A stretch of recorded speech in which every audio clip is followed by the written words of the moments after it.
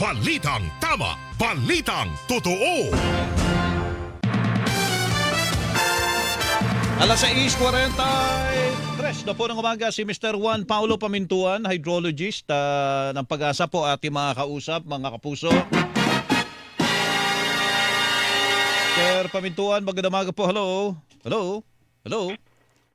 Hello, good morning po. Good morning po, Mr. Pamintuan. Opo, kumusta po ang ating mga antas po ng tubig sa mga dam po natin? Nadadagdagan ho ba ito? Kasi ilang araw na pong medyo malalakas po ang mga pagulan natin, Mr. Pamintuan.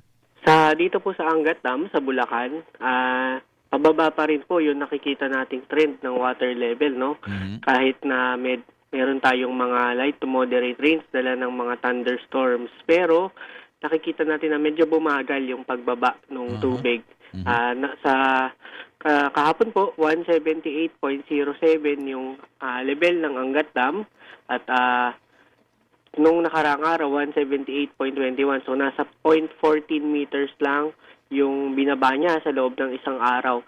Kumpara dun sa mga nakakaraang linggo na nasa 0.4, 0.5, kalahating metro yung pagbaba niya araw-araw. So, definitely po nakatulong ito, pero kailangan pa po natin ng maraming ulan pa para mabawi yung water level ng Angat Dam. Kaya namin natanong, Mr. Pamintuan, kasi mayroon kaming panayam sa National Water Resources Board.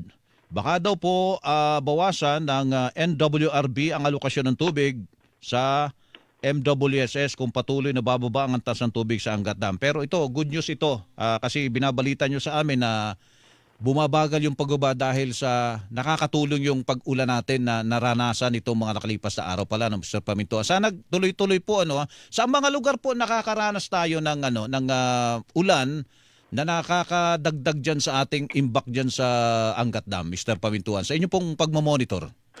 Sa may watershed po ng Angat Dam ay sakop po nito isang malaking bahagi ng Bulacan, no? Sa may Doña Remedios Trinidad, sa may Norsagaray, sa may gilid ng San Jose del Monte, at saka ilang part po sa may Aurora at Quezon, yung tinatawag nating Umiray na river. So, kapag po ang ulan, bumagsak dyan sa may kabundukan, sa may Sierra Madre, bababa po yan, dadaloy sa mga ilog at pupunta doon sa ating Angat Dam. Buti naman. Kaya lang, siyempre, yung ating Angat Dam, hindi lang naman para sa Metro Manila po ang tubig niyan. Pati yung mga pang-irrigasyon at meron pa yata tungkol sa ating energy production. Tama ba, Mr. Pamintuan? Tama po yan, no? So, bukod po sa flood control, ang pangunahin pong gamit ng tubig sa Angat Dam ay yung lumalabas sa ating gripo. So, lalo dito sa may Metro Manila, sa may Cavite, at sa may Rizal. At tama nga po kayo, bukod doon ay yung irigasyon para sa mga bukirin natin dyan sa Bulacan. At meron din po siyang component ng hydroelectric power generation. So, nagko-contribute siya sa pag-generate ng kuryente natin na ginagamit. And sa kasalukuyan po, kapag bumababa pa rin yung trend ng tubig sa Angat Dam, ibig sabihin ay mas malaki yung nagagamit natin araw-araw dyan sa mga utilization natin kumpara sa nare-receive niyang ulan or kung ano nare-receive na tubig nung dam natin. Opo. Mr. Pamintuan, ano po ang nakikita po ninyo sa ngayon? Ano po ang tsansang meron pa tayo mga kasunod na mga ganyang klase po ng pag-ulan para makatulong po sa ating supply po ng tubig? Sa ngayon po, ang pumapasok tayo sa panahon na magiging mas common ang mga thunderstorms, mga isolated thunderstorm. Yan po yung mga ulan na 30 minutes up to 2 hours yung kinatatagal at usually concentrated lang po siya sa ilang lugar. Ngayon po papasok tayo sa May at June, ganun po yung mga prevailing weather system natin. Pero in the long term, nakikita po natin na mataas ang tsansa ng El Nino. So, ang epekto po niyan sa Pilipinas in general ay mas kulang o mas mababa yung matatanggap nating mga ulan. So, in the long run po nakikita natin na posible magpatuloy itong pagbaba na trend ng ating mga dam. Okay. Ito po mga pagulan na ito, mga thunderstorm lang po ito. Walang kinalaman ito doon sa mga sama po ng panahon. Tama ba?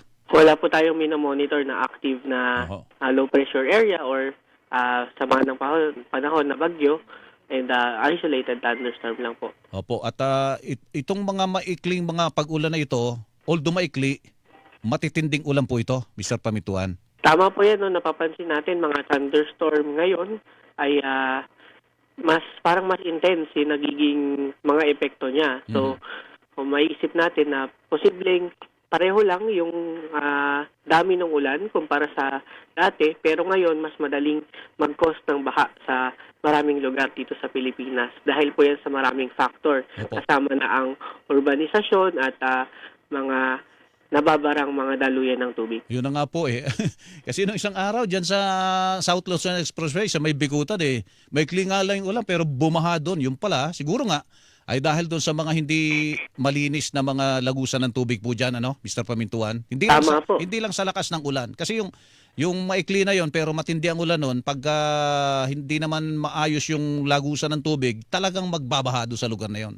Tama po yan, no? So, Opo. bukod pa po sa baradong lagusan ng tubig, syempre, ang tubig ulan hindi po nakaka-penetrate dun sa ating lupa kapag Opo. ang cover natin ay semento o konkreto o saka aspalto. So, Opo. natatrap lang po siya nandun sa surface. Opo, hindi pa pala ito tag-ulan at in fact ay sinasabi nyo na baka lumawak pa o lumawig pa ang epekto ng El Nino pala sa buong bansa. Ano po, Mr. Pamintuan? Tama po yan. So, yun ang nakikita nating pattern kapag panahon ng El Nino na kulang o mas konti yung ulan na natatanggap ng Pilipinas. Sige po, Mr. Pamintuan, salamat po at kami nabigyan nyo ng impormasyon tungkol dyan. Magandang umaga po sa inyo dyan sa Pag-asa. Magandang umaga rin po. Maraming salamat. Opo, Mr. Juan Paulo Pamintuan, Hydrologist, Hydrometeorology Division ng Pag-asa. Alas 6! Kilikili